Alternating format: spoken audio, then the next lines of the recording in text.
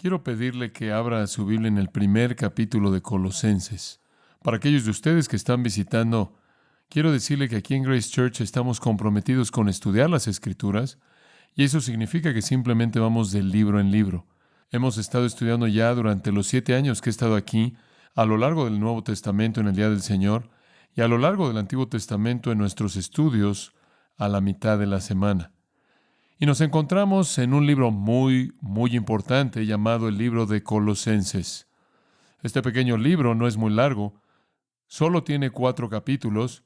Fue una carta escrita por el apóstol Pablo, quien escribió 13 de los libros del Nuevo Testamento. Fue escrito a un grupo de creyentes en una ciudad llamada Colosas.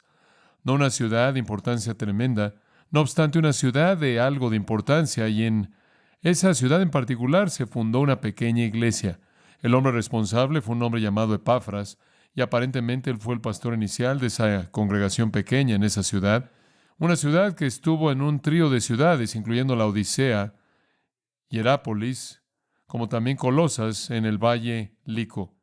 El apóstol Pablo está escribiéndoles porque están atravesando algunos problemas. La iglesia está siendo confrontada con algunas personas que están enseñando doctrina falsa acerca de la persona del Señor Jesucristo, y es muy importante que el apóstol Pablo escriba esta carta para corregirlos. Ahora, como usted sabe, si usted ha estado con nosotros para nuestro estudio del primer capítulo, Pablo acaba de terminar. Conforme llegamos al versículo 23, él acaba de terminar una afirmación poderosa acerca de la persona y obra del Señor Jesucristo. Realmente es una refutación de los falsos maestros que estaban negando la deidad de Cristo, esto es, negando que Él era Dios, negando su poder para salvar.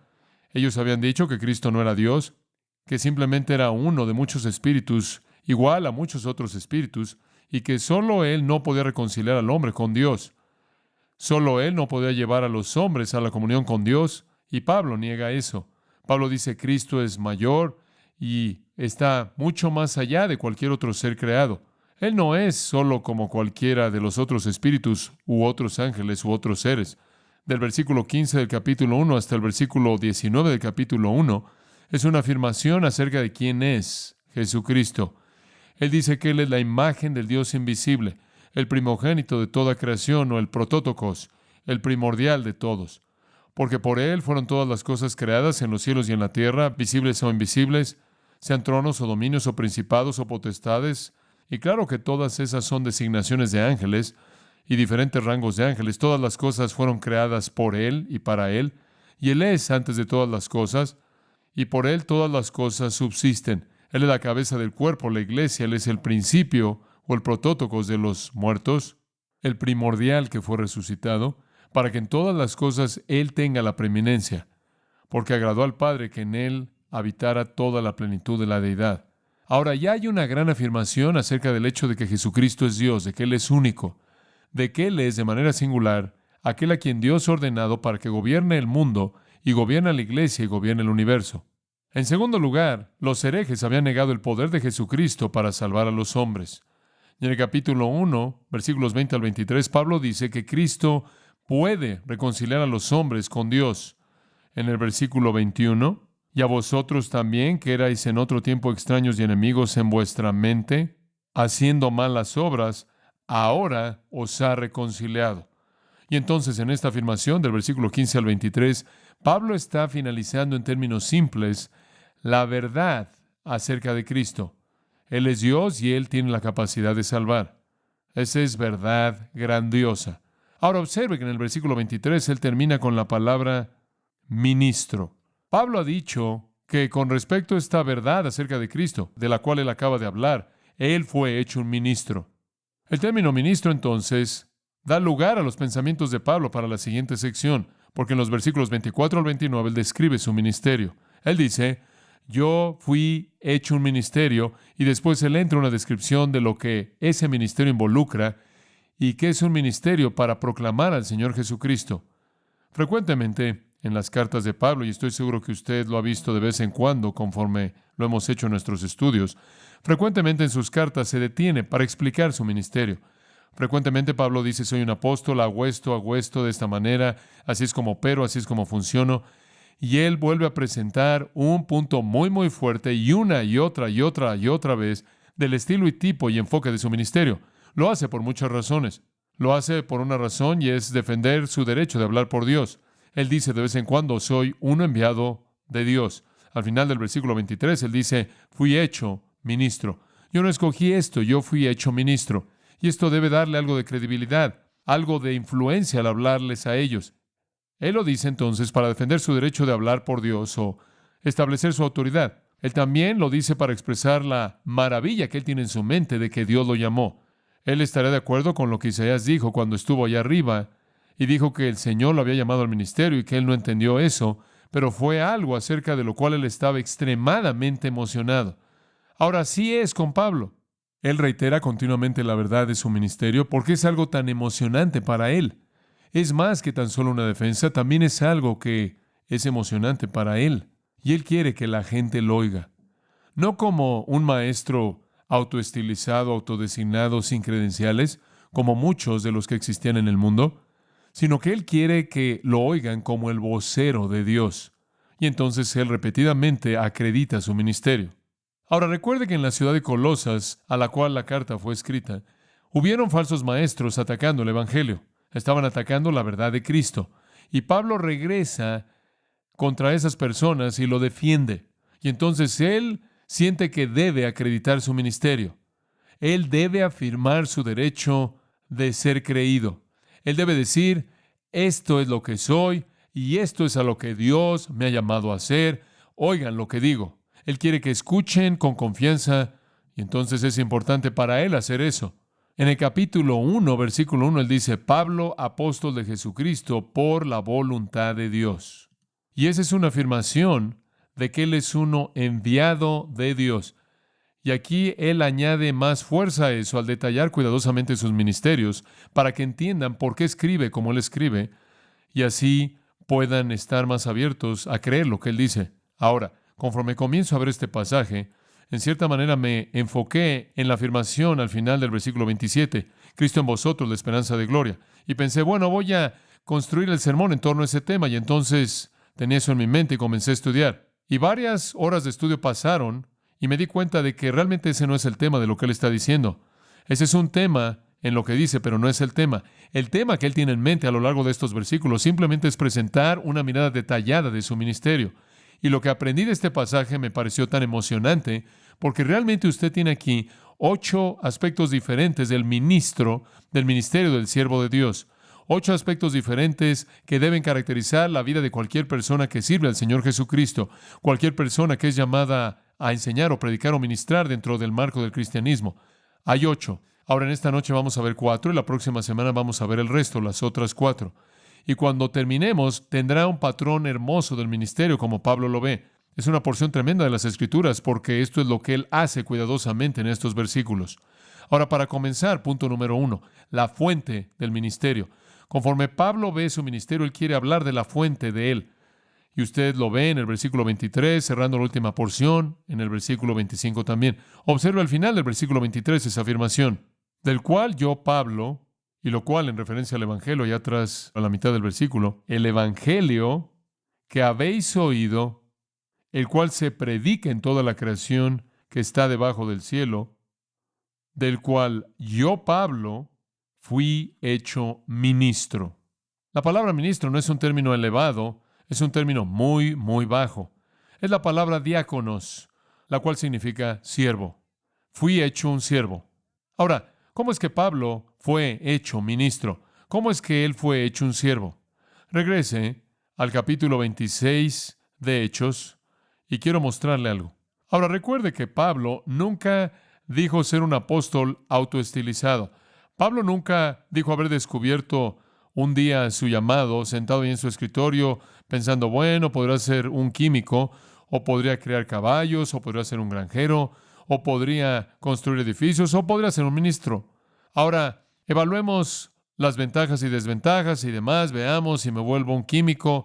Siempre está el peligro que podría hacer que explotara si fuera un creador de caballos. Siempre está el peligro de que mis caballos no salieran muy bien y demás. Él no lo hizo así. Él, de hecho, había decidido lo que él quería hacer en su vida, y eso es que quería matar cristianos. Y entonces buscó hacer eso. Y a donde quiera que iba, él estaba respirando amenazas y estaba matando a cristianos. Y un día iba camino a Damasco, haciendo lo que él normalmente hacía. Simplemente se levantó en la mañana, de 8 a 5 de la tarde, matando cristianos, y él iba camino a Damasco. Y a la mitad del viaje, conforme se acercaba a la ciudad, él fue cegado por una luz del cielo. Dios lo arrojó al piso, comió polvo, se despertó en su ceguera y dijo: Señor, ¿qué quieres que haga? Y el Señor dijo: vas a ser un apóstol a los gentiles. Ahora, eso no es hacer lo que quieres hacer en tu carrera. Ahora observe Hechos 26:13. A mediodía, oh rey, y aquí él está diciéndole a Agripa cómo todo esto sucedió. Él está dando su testimonio personal. A mediodía, oh rey, iba camino a Damasco, vi una luz del cielo que era más brillante que el cielo, rodeándome y con todos los que venían conmigo, y después caímos a la tierra. Todo el grupo cayó, y oí una voz que me hablaba y me decía en lengua hebrea: Saulo, Saulo, ¿por qué me persigues? Dura cosa te es patear contra el aguijón. Cuando ellos solían tener un buey trabajando en un campo para mantener al buey en la dirección correcta y no pateara, colocaban algo así como espuelas en los tobillos, en la parte de abajo de las patas del buey.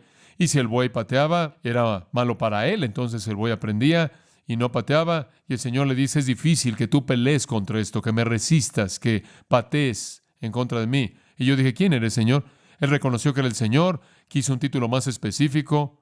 Él dijo: yo soy Jesús a quien tú persigues, pero levántate y ponte de pie, porque te ha aparecido con este propósito. Ahora, observe esta siguiente palabra: para hacerte ministro.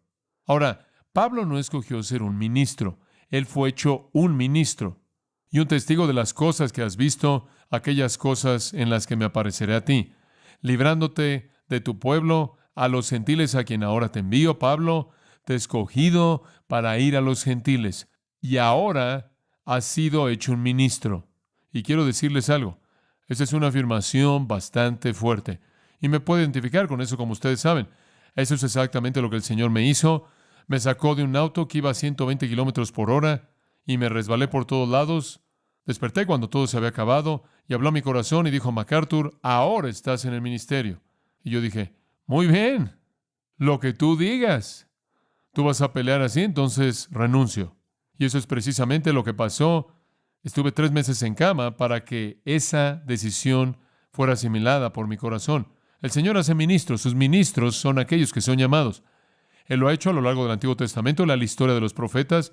Usted no tiene a profetas autoestilizados, autodesignados, son llamados por Dios. Ahora, Pablo vuelve a hacer esto claro una y otra vez en su ministerio, y en el capítulo 15 de Romanos, en el versículo 15. No obstante, hermanos, Romanos 15:15, escrito con mayor atrevimiento para recordarles, debido a la gracia que me es dada por Dios, para que sea el ministro de Jesucristo a los gentiles. La razón por la que soy tan atrevido al escribirle a ustedes gentiles es porque el Señor me ha hecho un siervo a ustedes gentiles. Únicamente estoy cumpliendo con mi ministerio. Únicamente estoy haciendo lo que Dios me ha llamado a hacer. En 2 Corintios capítulo 3, versículo 4, volvemos a leer: y tal confianza tenemos mediante Cristo hacia Dios, no porque seamos competentes por nosotros mismos para pensar algo de nosotros mismos, sino que nuestra competencia viene de Dios. No que tengo confianza en mí mismo, dice él. En otras palabras, mi confianza viene porque mi suficiencia viene de Dios. Eso es lo que él está diciendo. Dios me ha llamado a esto y Dios me ha equipado para esto. 2 Corintios capítulo 4, versículo 4, en quien el Dios de este siglo ha cegado las mentes de los que no creen para que no les resplandezca la luz del Evangelio glorioso de Cristo, quien es la imagen de Dios, para que no les brille. El Dios de este siglo es Satanás. Él cegó los ojos de los hombres, porque no nos predicamos a nosotros mismos, sino a Cristo Jesús como Señor, y a nosotros como vuestros siervos debido a Jesús. Es Jesús quien me hizo su siervo. Es Jesús quien me metió en esto. Observa el capítulo 5 de 2 Corintios, versículo 18. Y todas las cosas son de Dios, quien nos reconcilió consigo mismo por Jesucristo y nos dio el ministerio de la reconciliación. Si yo predico que un hombre puede reconciliarse con Dios, es porque Dios me ha dado ese ministerio. Y yo diría esto: usted no escoge el ministerio que Dios desea para usted. Dios lo escoge. O usted es obediente o desobediente. En 1 Timoteo encontramos en el capítulo 1, versículo 12, doy gracias a Cristo Jesús nuestro Señor, quien me fortaleció, escuche, teniéndome por fiel, colocándome en el ministerio. Pablo dice: estoy aquí porque Él me puso aquí. 1 Timoteo, capítulo 2, versículo 5. Porque hay un solo Dios y un solo mediador entre Dios y los hombres, Jesucristo hombre, el cual se entregó a sí mismo en rescate por todos, de lo cual se dio testimonio a su debido tiempo. Escuche, para esto he sido ordenado predicador y apóstol y maestro de los gentiles. Ha sido ordenado por Dios. Esto no es algo que yo escogí en base a mis sentimientos. En 2 Timoteo 1:11 dice, para lo cual he sido designado predicador y apóstol y maestro de los gentiles, repitiendo los mismos tres términos. Ahora, ¿quién hizo a Pablo un ministro? Dios. ¿Quién es entonces la fuente del ministerio? Dios. Sean cuales sean los dones que usted ha recibido para operar dentro del cuerpo de Cristo, ¿quién le dio a usted esos dones? Según 1 Corintios capítulo 12, el Espíritu Santo da a todos los hombres como Él quiso. Es el Espíritu de Dios quien se manifiesta a sí mismo en los dones del Espíritu para que podamos ministrar. Es Dios quien nos llama. Es Dios quien nos coloca en el ministerio. No es algo que escogemos. Observe de nuevo en Colosenses capítulo 1, versículo 25, porque usted tiene de nuevo los mismos términos. Colosenses 1:25 dice, de la cual fui hecho ministro.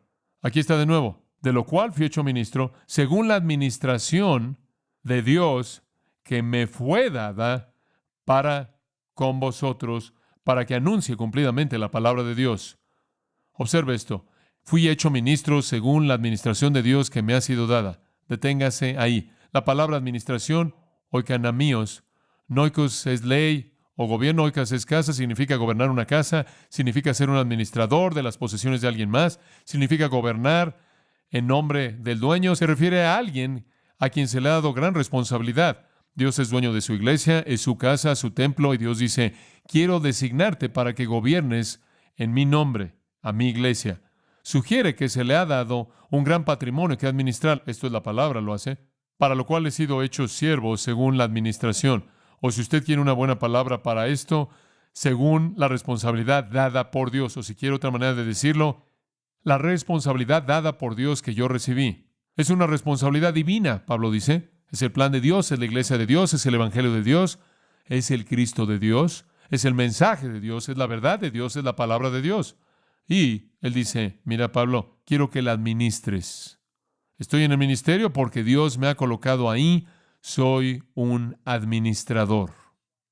¿Se acuerda de nuestro estudio de 1 Corintios capítulo 4, no es cierto? De hace unas cuantas semanas atrás. Así pues, ténganos los hombres como los servidores de Cristo. Pablo dice, administradores de los misterios de Dios.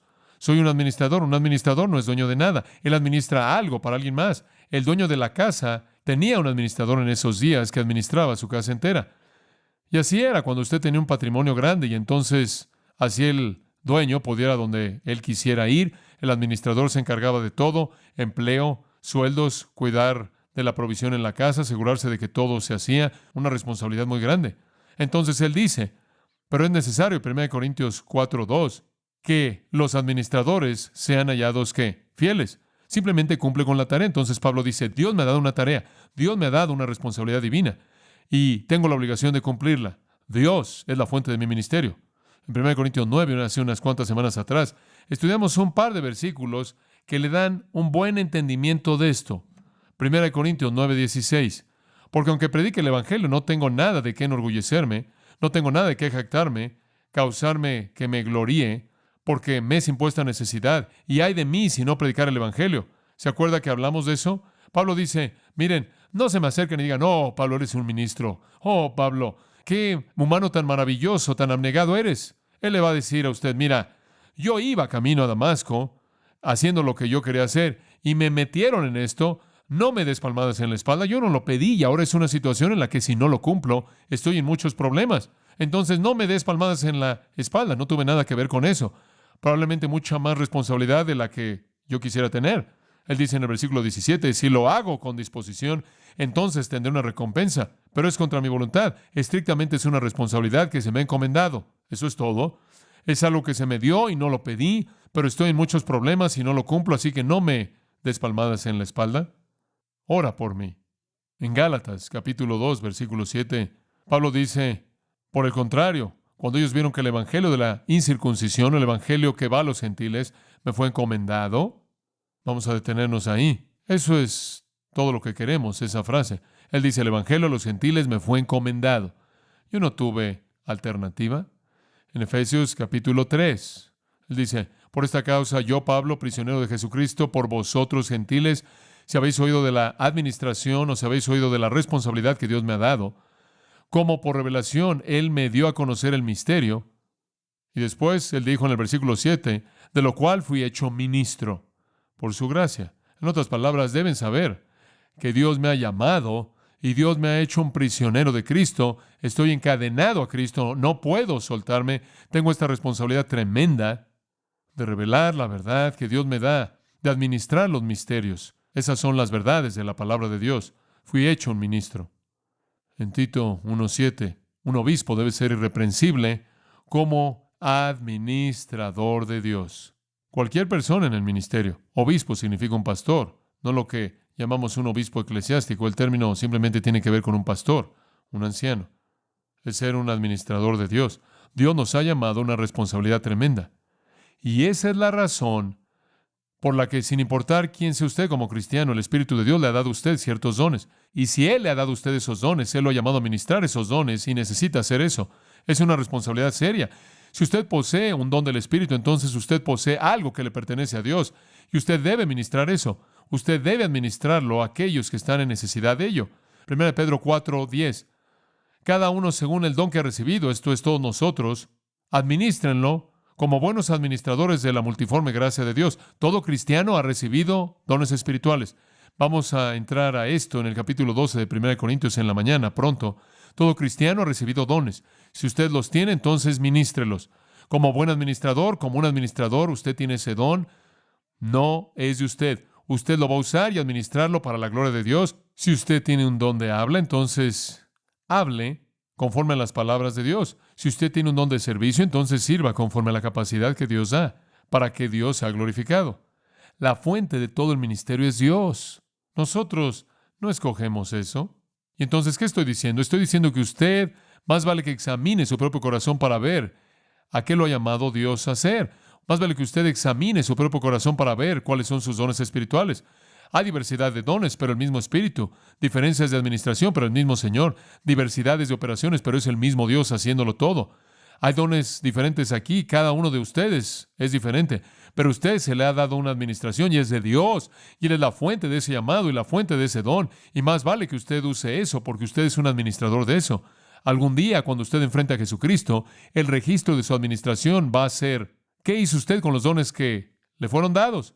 Va a ser como el siervo que los sepultó en el piso, en el suelo, y va a decir, sabía que eras difícil de enfrentar y entonces simplemente lo sepulté y me aferré a él. ¿O va usted a ser aquel que multiplicó la administración? Entonces, en cualquier ministerio, sea cual sea, Dios nos llama, Dios nos equipa, Dios nos designa. Quizás no tan dramáticamente como la experiencia en el camino a Damasco que Pablo tuvo, pero es igual de verdadera. Pero dice usted, John, ¿cómo sabes que Dios me está llamando al ministerio? Usted recibirá el mensaje si Él lo está llamando a usted, créame, de una u otra manera. Necesitan estar escuchando y después respondiendo como Pablo lo hizo con las palabras, ¿qué quieres que yo haga? Entonces la fuente del ministerio es Dios. Él dice, fui hecho ministro, versículo 23, versículo 25, fui hecho ministro según una responsabilidad dada por Dios, en segundo lugar. Y esto realmente es grandioso. Él no solo habla de la fuente del ministerio, sino del espíritu del ministerio. Conforme servimos al Señor Jesucristo, reconociendo que Dios nos ha llamado, ¿cuál debe ser nuestra actitud? ¿Cuál debe ser el espíritu en el que servimos? Versículo 24, escuche esto. Simplemente voy a leer una frase. Ahora me gozo. ¿Cuál es el espíritu del ministerio? Gozo. Una palabra con 4 letras. Gozo. El espíritu del ministerio es gozo. Sea cual sea nuestro ministerio, vamos a disfrutarlo. Creo que hay una realidad triste que muchos cristianos que ministran no tienen la actitud correcta. ¿Sabe eso? Simplemente no hay suficientes cristianos gozosos. Simplemente no hay suficientes cristianos felices. Es como la pequeña niña que vio a la mula y dijo con tristeza, ella debe ser una cristiana maravillosa. ¿Sabe una cosa? Hay muchas personas a quienes se les ha dado una responsabilidad tremenda por parte de Dios, pero están cumpliéndola quejándose. Digo, ¿qué hace? Oh, estoy sirviendo al Señor. Usted sabe, simplemente es agonizante. ¿Dónde está el gozo? Es una realidad triste que muchos pastores han perdido el gozo del ministerio. No tienen la actitud correcta. Son como Jonás, ¿verdad? Aun cuando va bien, titubean, están enojados, están resentidos, están amargados. Dice usted, sí, pero es difícil el ministerio. Es difícil tener gozo. Oh, piensa en esto. Si usted llega a pensar que es difícil su ministerio y no puede encontrar gozo, escuche estas palabras. Puestos los ojos en Jesús, el autor y consumador de nuestra fe, quien por el gozo que fue puesto delante de él, ¿qué? Soportó la cruz, menospreciando el oprobio. ¿Por qué lo hizo? Por el gozo que fue puesto delante de él. Jesús nunca perdió el gozo de lo que estaba haciendo. Nunca, nunca. ¿Por qué debe perderlo usted? Usted no ha sufrido hasta la sangre, aún él dice, o no han muerto en su servicio.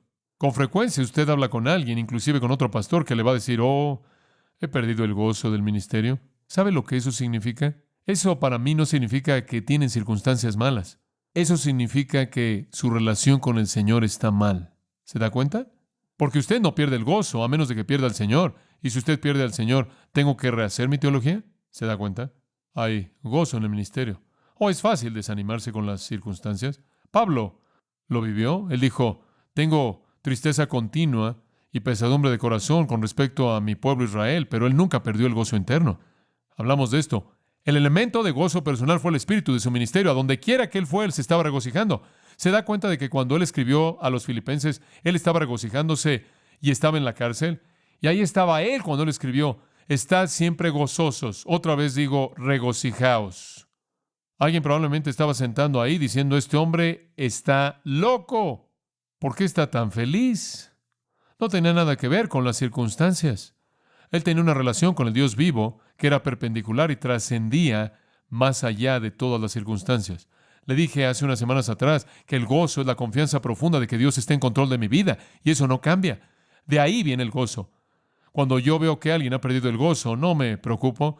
No quiero hablar si algo ha pasado con el Señor. El gozo de Pablo fue generado debido a lo que Cristo había hecho por él. Y le voy a decir algo más. Mantenga esto en mente. La humildad genera gozo. ¿Sabe una cosa? La humildad genera gozo en este sentido. Pablo siempre pensó de sí mismo como alguien tan indigno que inclusive tener el privilegio de morir por Jesucristo fue causa de gozo, porque él ni siquiera pensaba que era digno de eso. Cuando usted pierde el gozo, es cuando usted llega a pensar que usted es demasiado bueno como para estar sufriendo lo que está sufriendo o estar enfrentando lo que está enfrentando. Y esa es la perspectiva equivocada. Él dice, oigan, ahora me regocijo. Dice, sí, probablemente estaba en un lugar maravilloso, pensaría usted. ¿Sabe dónde estaba? En la cárcel. Ahí estaba en la cárcel. ¿Se acuerda de él en la cárcel en Filipos, con sus pies y sus manos ahí en el cepo, en medio de la noche, en el calabozo de más adentro? ¿Qué estaba haciendo? Cantando. Pablo se regocijó, aunque él estaba encadenado en Roma. Ninguna circunstancia podía afectar su confianza profunda de que Dios estaba en control de su vida. Y hombre, eso trajo satisfacción y el espíritu del ministerio, amados, es gozo. Los cristianos simplemente deben estar estallando de gozo en medio de cualquier cosa y todo. Eso es lo que el mundo va a ver y van a decir, ¿qué está mal con esas personas? Estaba leyendo a Arístenes y él dice, él es un griego y él está haciendo un comentario de los cristianos. Y él no podía entenderlo. Él dice, es sorprendente. Él dice, cuando un bebé muere, se regocijan por alguien que pasa en el mundo sin sufrimiento. Él dijo, cuando uno de ellos muere, llevan su cuerpo por las calles y cantan himnos de alabanza, como si fuera alguien que simplemente tomó un viaje de un lugar a otro. Él no lo podía entender. Los cristianos gozosos son absolutamente, dramáticamente eficaces en el mundo. El espíritu del ministerio es el gozo. Colosenses aquí en el capítulo 2, versículo 5. Pablo está en la cárcel en Roma aquí, encadenado a un soldado romano, conforme escribe, y él dice, porque aunque estoy ausente en la carne, sin embargo estoy con vosotros en el espíritu, gozándome y viendo su orden en la perseverancia de su fe en Cristo. Este hombre no fue afectado en absoluto, porque su gozo siempre estuvo basado en lo perpendicular. En 1 Tesalonicenses se le escribe, creo que es el capítulo 2 ahí, versículo 19, él dice, ¿cuál es nuestra esperanza? Porque vosotros sois nuestro gozo, una corona de regocijo. ¿No sois vosotros en la presencia de nuestro Señor Jesucristo? Porque vosotros sois nuestra gloria y nuestro gozo. Escuche, Él se regocijó por Dios y Él se regocijó por el resto de la gente. Y como consecuencia lo que le pasó a Él no importó. Y dice usted, no me importa lo que enfrente. Cuando veo que ustedes conocen al Señor Jesucristo y que van a estar ahí en la segunda venida, estoy tan feliz. No me importa lo que me pase a mí. Eso es lo que Él está diciendo. Esa pequeña carta de Filemón en el versículo 7, él dice, tenemos gran gozo. Y aquí él es otra vez un prisionero cuando él escribió esto. Él siempre habla de gozo cuando está en la cárcel. Él dice, tenemos gran gozo, porque los corazones de los santos son refrescados por ti, hermano. Cuando oigo de ti, Filemón, estoy tan contento por ti. Siempre tuvo gozo en su relación con el Señor y después en sus relaciones con la gente. Y entonces no importó lo que le pasó a él, porque él era absolutamente alguien no egoísta. Cuando usted ve a alguien sin gozo en el ministerio, es porque son egoístas y creen que merecen algo mejor de lo que tienen. Y si realmente vieran sus corazones, ni siquiera merecerían lo que tienen, ¿verdad? Esa es la razón por la que Pablo mantuvo su gozo, porque cualquier cosa que enfrentara, inclusive el sufrimiento, era algo más de lo que él pensaba que era digno de recibir. Y le voy a decir algo, una vez que el gozo se acaba, usted está en problemas, usted está en muchos problemas, porque todo lo que usted trata de hacer va a ser obras, legalismo, y va a tener poco efecto. Al principio de la carta a los Filipenses, él escribe, él dice, de nuevo la misma idea, él dice, él está en la cárcel, entonces en el versículo 3 él dice, mis cadenas en Cristo son manifiestas en todo el palacio. En otras palabras, es maravilloso ser un prisionero porque todos estos soldados que se encadenan a mí se están salvando y llevan el mensaje de regreso al palacio. Y muchos de los hermanos en el Señor, cobrando valentía por mis cadenas, son mucho más valientes para hablar la palabra. En otras palabras, hay otros cristianos que no pueden ver lo que puedes hacer como prisionero, que ya no están tan preocupados por ello. Ellos ven que desde que he sido un prisionero, todo tipo de gente se ha salvado aquí en la cárcel, y entonces han cobrado más valentía para predicar, pensando que si ellos terminan en la cárcel, también van a disfrutar del tiempo aquí. Y él dice, hay otras personas que van por todos lados condenándome y diciendo que estoy en la cárcel porque el Señor me tuvo que guardar, porque echó a perder mi ministerio y en cierta manera es un juicio, y algunas personas están inclusive tratando de añadir aflicción a mis cadenas. Él dice en el versículo 16, en este tipo de crítica, pero algunos me aman, pero no me importa. Versículo 18, él dice, si Cristo es predicado, en eso que me gozo y me regocijaré aún. El espíritu del hombre, sin vacilar, y el espíritu del ministerio es gozo. ¿Cuáles son los ladrones que le roban el gozo? ¿Las circunstancias? ¿La gente? La gente son ladrones. Le roban el gozo. ¿Sabían eso? Si los deja, las cosas, la preocupación, ese es el peor ladrón. ¿Y cuáles son las guardias que protegen su gozo? Humildad, devoción a Cristo, confianza en Dios. Esas cosas, dice usted, sí, pero quizás la cárcel donde estuvo Pablo estaba bastante bien. No estaba tan mal, quizás por eso tuvo tanto gozo. Oh, ¿en serio? Observe Colosenses 1:24 de nuevo. Ahora me gozo en lo que padezco. Ahora espera un momento. Pablo, ¿de hecho te regocijas en tu padecimiento? Oh, sí, sí. ¿Por qué? Porque son por vosotros. Y en segundo lugar, cumplo en mi carne lo que falta de las aflicciones de Cristo por su cuerpo, que es la iglesia. Ahora, ese es un versículo muy confuso a primera vista. Permítame explicárselo. Y esto nos lleva al tercer punto. Hemos visto la fuente del ministerio, el espíritu del ministerio. Aquí está el sufrimiento del ministerio. El sufrimiento del ministerio. Él dice, me estoy regocijando en lo que padezco, porque es por vosotros, y cumplo en mi carne lo que falta de las aflicciones de Cristo. Ahora, esto realmente ha sido mal interpretado. Ahora, hay algunas personas que dicen que Cristo, cuando murió en la cruz, no finalizó todo el sufrimiento. Esta es, hablando en términos generales, la postura católica romana, que más sufrimiento es necesario para cumplir lo que queda del sufrimiento de Cristo. Y esa es la razón por la que ellos enseñan que los santos deben sufrir. Y usted encuentra muchas personas, hay algunas que son muy devotas, que usan cinturones con clavos en ellos. Conocí un hombre que pasó años y años con pequeñas rocas en su zapato y con tachuelas. Hay muchas personas que van y encienden velas y demás para sacar a la gente del purgatorio, porque tienen que ir al purgatorio a sufrir un poco para expiar por el pecado, porque tienen que cumplir o terminar la cantidad de lo que queda del sufrimiento de Cristo. De ahí viene todo eso, ¿se da cuenta? Que los sufrimientos de Cristo tienen que ser complementados o suplementados por Pablo y por usted y por el resto de la gente.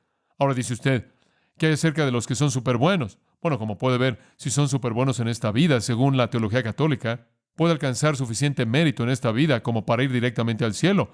Y después, si a usted le queda algo extra, lo colocan en lo que es llamado el tesoro del mérito y aplicárselo a alguien en el purgatorio que lo necesite. Eso es verdad. Eso es lo que es llamado el tesoro del mérito. Y la idea es que usted tiene que continuar sufriendo y sufriendo y sufriendo y sufriendo y demás para expiar el pecado. ¿Cree usted que eso es lo que Pablo está diciendo?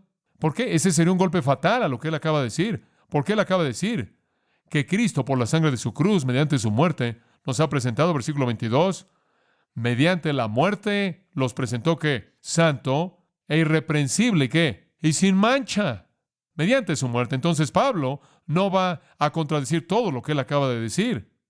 Y Pablo está enfrentando una herejía en Colosas que insistía que la muerte de Cristo y la vida de Cristo tenía que ser suplementada por el ascetismo y las obras humanas de cualquier manera. Él ciertamente no va a decir eso. De hecho, la palabra para padezco aquí no se usa en ningún lugar para describir el sufrimiento de expiación de Cristo. Dice usted, bueno, ¿qué es lo que le está diciendo? Muy bien, veámosla. Me gozo en lo que padezco por vosotros. Ahora, esto se relaciona directamente al hecho de que él es prisionero, conforme él es un prisionero cuando él escribe Colosenses. El capítulo 4 nos dice, conforme lo vemos en Roma, y él hace ciertas referencias a su situación. Sabemos, sin lugar a dudas, que él es un prisionero. Ahora escuche, en Hechos 9:16 el apóstol Pablo se le dijo algo al principio. Este es el capítulo que habla de su conversión, versículo 16. Le voy a mostrar cuánto tiene que sufrir por mi causa. Desde el principio mismo Dios dijo, Pablo, vas a pagar un precio alto. Vas a ser un prisionero a lo largo de tu vida. ¿Y sabe usted qué es lo que es maravilloso de Pablo? Él nunca se vio a sí mismo como un prisionero de Roma. Cada vez que él habla de ser prisionero, él dice, soy prisionero de Jesucristo. Él siempre lo vio así. Filemón 1, Pablo, prisionero de Jesucristo. Filemón 9, ahora, prisionero de Jesucristo. Filemón 23, mi colega, prisionero en Cristo Jesús. Entonces, él siempre se está viendo a sí mismo, no como un prisionero de los romanos, un prisionero de los hombres, un prisionero de alguien más que de Cristo. Y todo esto es un cumplimiento de profecía. Entonces él dice, oigan, yo me regocijo en mis padecimientos por ustedes. Es lo que el Señor predijo. Simplemente me ayuda a creer en Él más, porque eso es exactamente lo que Él dijo que pasaría. Lo veo cumplido. ¿Por qué se regocijó? Observe, en lo que padezco por vosotros. Al final del versículo 24 es por causa de su cuerpo, el cual es la iglesia. Estoy sufriendo por causa de ustedes. Por causa de ustedes, dice usted, ¿en qué sentido? Vea Filipenses 1:29. Porque a vosotros os es concedido a causa de Cristo no solo que creáis en Él, sino que también padezcáis por Él. Sufrir por causa de Él. Pablo dice, no solo Dios ha determinado que sufra por causa de Cristo, sino también lo ha determinado para ustedes. Voy a sufrir por Él, ustedes van a sufrir por Él, por causa de Él. Eso significa debido a Él. La primera iglesia sufrieron. Realmente sufrieron. Pablo dijo, me gozo en esto. Me emociona. Dice usted, ¿cómo es posible que un hombre esté emocionado por el sufrimiento? Bueno, le voy a dar 5 pequeños pensamientos aquí. 5 causas para gozarse en el sufrimiento. Número 1, nos acerca a Cristo. Nos acerca más a Cristo. ¿Sabe una cosa? Pablo quería acercarse lo más que pudiera a Cristo. Filipenses 3:10, a fin de conocerle y el poder de su resurrección y ¿qué? La participación de sus ¿qué? Padecimientos. Dice usted, ¿en qué sentido, John? Cuando sufrimos por causa de Cristo, esto es cuando el mundo nos rechaza a causa de Cristo, se burla de nuestro Cristo. En un sentido, ese sufrimiento nos ayuda a entender lo que Jesús atravesó, ¿no es cierto?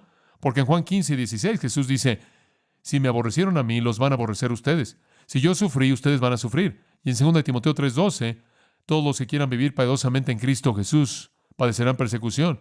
Y entonces nos ayuda a entender más acerca de Él. Nos ayuda, como Hebreos 3:13 dice, salir de la puerta y llevar su menosprecio con Él. Entonces creo que hay gozo en el sufrimiento porque nos acerca al entendimiento de Cristo. En segundo lugar, cuando sufrimos, nos trae la certeza de la salvación. El sufrimiento nos trae la certeza de la salvación en un sentido. 1 Pedro 4:14. Si sois vituperados por el nombre de Cristo y de gloria, bienaventurados sois porque el Espíritu de Dios reposa sobre vosotros. En otras palabras, cuando usted sufre, usted tiene esta confianza tremenda de la presencia del Espíritu de Dios. Y eso es algo que nos afirma. Entonces el sufrimiento puede traer gozo al apóstol Pablo, a cualquier cristiano, porque lo identifica con Cristo, porque le trae un sentido de la presencia del Espíritu de Dios, lo cual le asegura que le pertenece a Dios. En tercer lugar, trae una recompensa futura. Cuando usted está dispuesto a ser fiel a Cristo y ser valiente y hablar la verdad y sufrir las consecuencias, algunas veces, todos de vez en cuando, Dios promete una recompensa. Escuche Romanos 8:18. Los sufrimientos del tiempo presente no son dignos de compararse con la gloria que será revelada. Versículo 17. Si sufrimos con Él, seremos glorificados con Él. Hay un sentido en el que el sufrimiento ahora será recompensado el día que esperamos en el futuro. De hecho, en 2 Corintios 4:17, esta ligera aflicción momentánea obra lleva a cabo un peso mucho más excedente y eterno de gloria. Entonces, el sufrimiento puede traer gloria porque nos identifica con Cristo, porque trae certeza de la presencia del Espíritu de Dios, una confianza de salvación, trae una recompensa futura.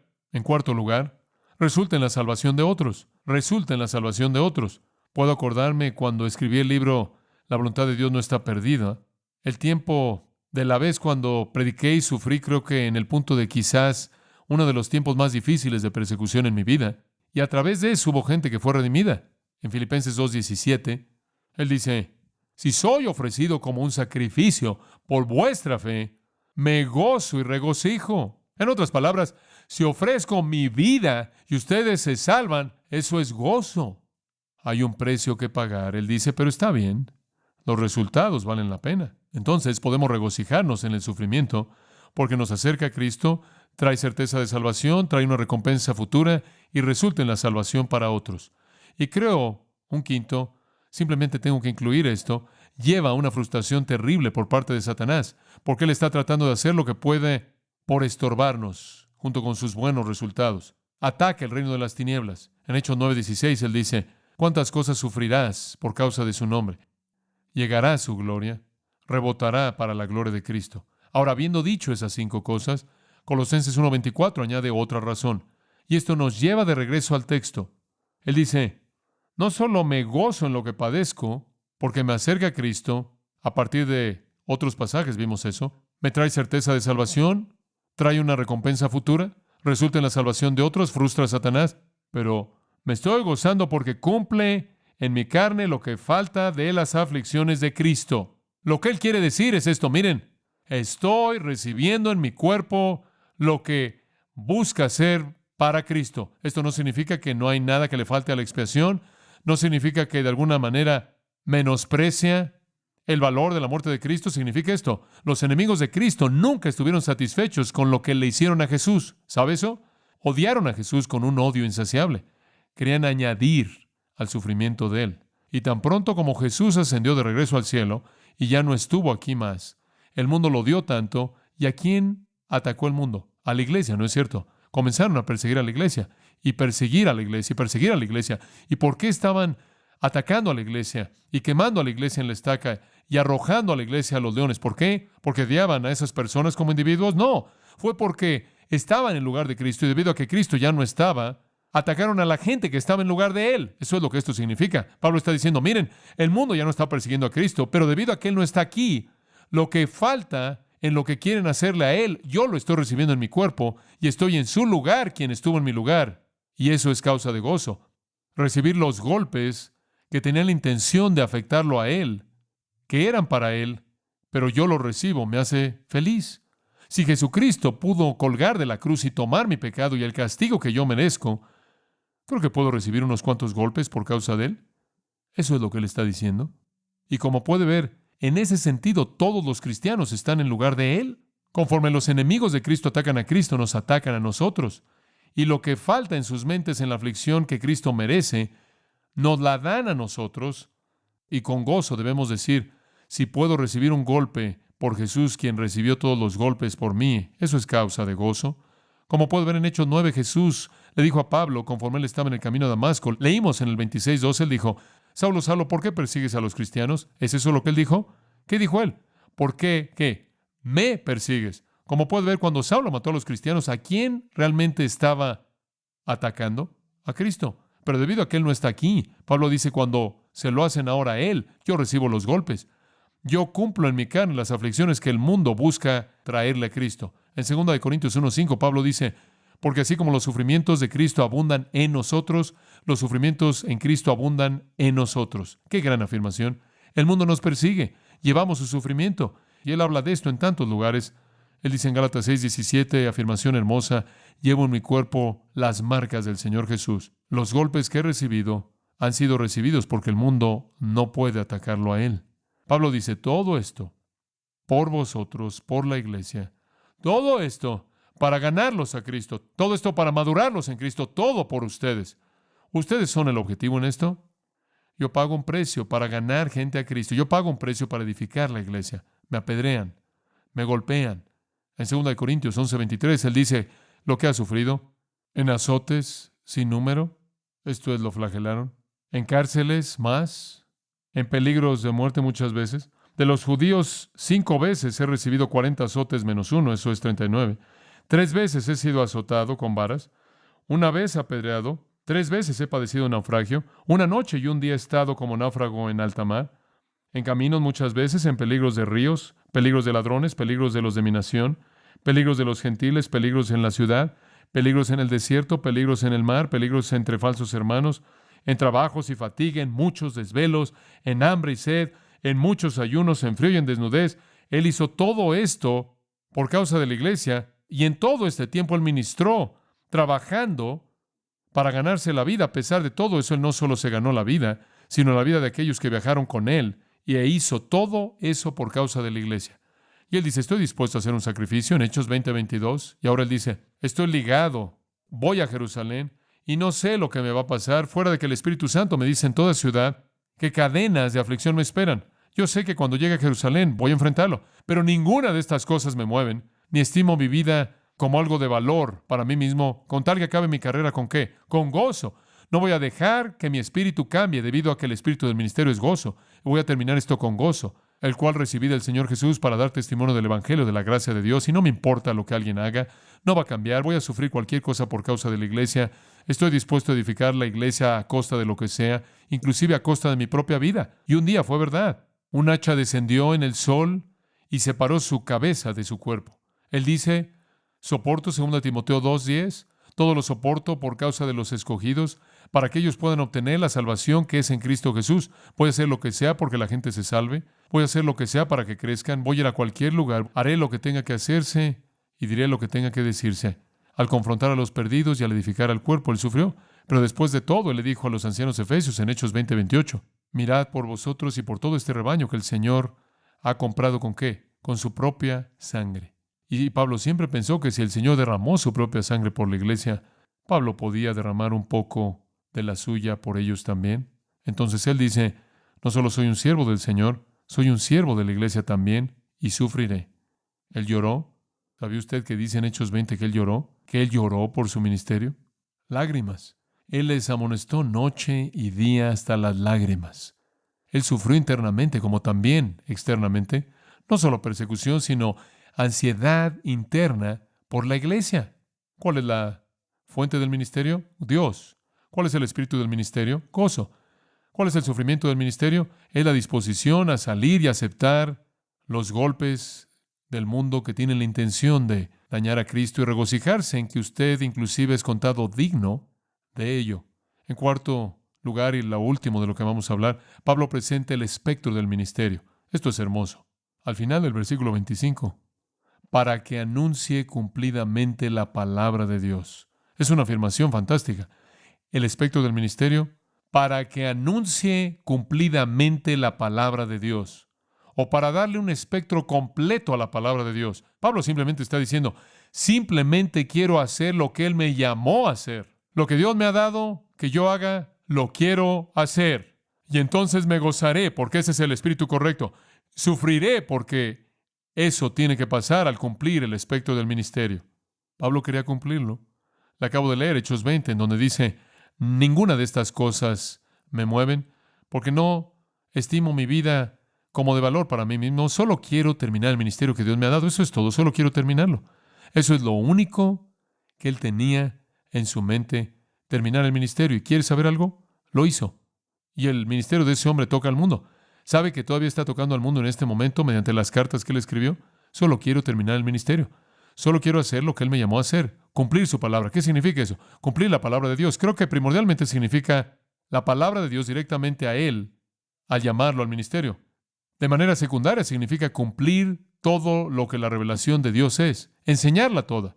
Creo que lo que Él está diciendo aquí es, quiero enseñar toda la palabra de Dios a toda la gente a la que Dios me ha llamado. ¿Al mundo entero? No necesariamente, pero la palabra entera a todo el mundo al que Dios me envíe. Quiero enseñar la palabra entera a ese mundo que Dios me da. Eso es exactamente lo que Él tiene en mente.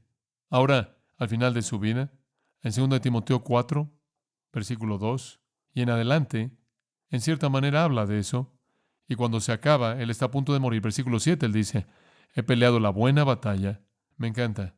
He acabado la carrera. He guardado la fe. ¿Peleaste continuamente? Oh, sí, tuve que pelear. No fue fácil y nunca cambió lo que creí. Guardé la fe. ¿Y qué? Terminé la carrera. ¿No le gustaría a usted decir eso? ¿No le gustaría llegar al final de su vida y decir, Dios, ya acabé, ya me puedo ir? Cuando quieras, estoy listo, ya me puedes sacar de aquí. ¿Cómo lo hizo? ¿Cómo es que el hombre lo cumplió? ¿Cómo es que un hombre pudo terminar la obra que Dios le dio? ¿Cómo es esto posible? Porque él dijo, simplemente quiero hacer una cosa. Ahora observe esto, cumplir la palabra de Dios. Solo quiero hacer lo que él me llamó a hacer.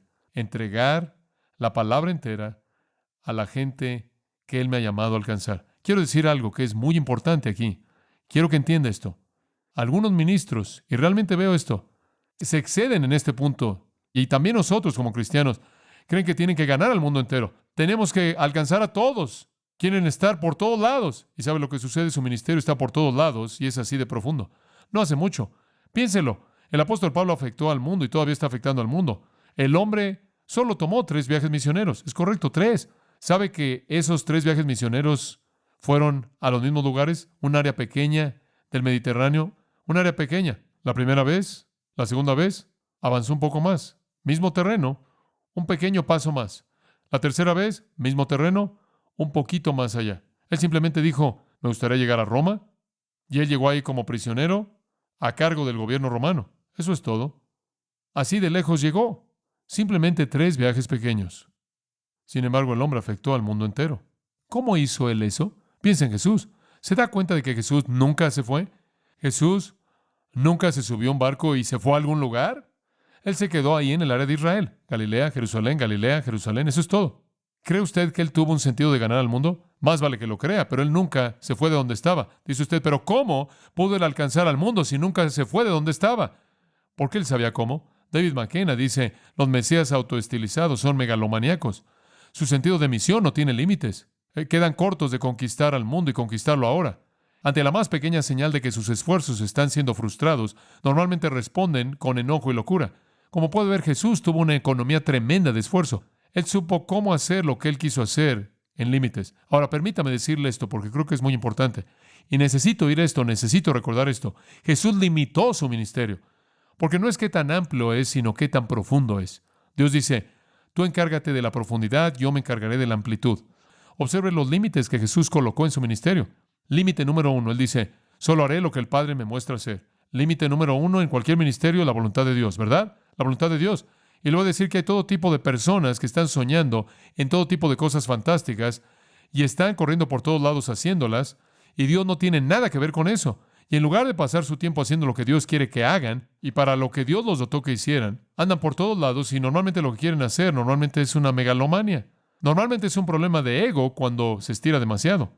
Juan capítulo 5, versículo 30, eso es precisamente lo que Jesús dijo, que Él quiso hacer únicamente lo que el Padre le dio que hiciera. No busco mi propia voluntad, sino la voluntad de mi Padre que me envió. Entonces, el primer límite que Él colocó en su ministerio fue el límite de la voluntad de Dios. La segunda fue el límite del tiempo.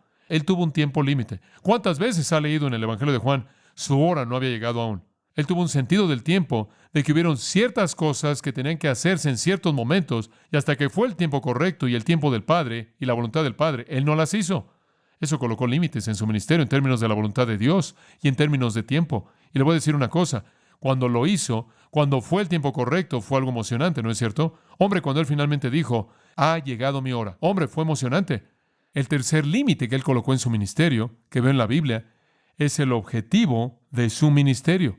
Cuando Él vino por primera vez al mundo en Mateo 9:13, Mateo 10, Él dijo, no he venido sino a las ovejas perdidas de la casa de Israel. Únicamente voy a hablarle a los judíos. Dice usted, ¿por qué? ¿Por qué se limitó a sí mismo de esa manera? Él cerró el círculo de su ministerio. La voluntad del Padre, un tiempo especial, un pueblo especial. Él quiso alcanzar a los judíos. Inclusive, voy a ir un paso más allá de esto. Él solo quiso alcanzar a un tipo de judío. Dice usted, ¿qué tipo? No he venido a llamar a justos, sino ¿a quién? A pecadores, al arrepentimiento.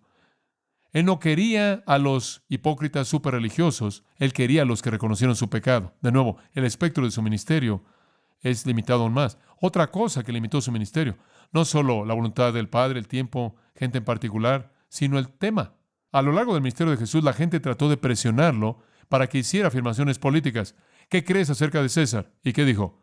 Con mucho cuidado, él evitó cualquier involucramiento político y dijo: dad a César las cosas que son de César y a Dios las cosas que son de Dios. Como puede ver, él se rehusó a verse forzado a involucrarse políticamente porque ese no fue su propósito. Y sé que él tuvo sentimientos fuertes acerca de esto, pero él lo evadió debido a que él tenía límites en su ministerio.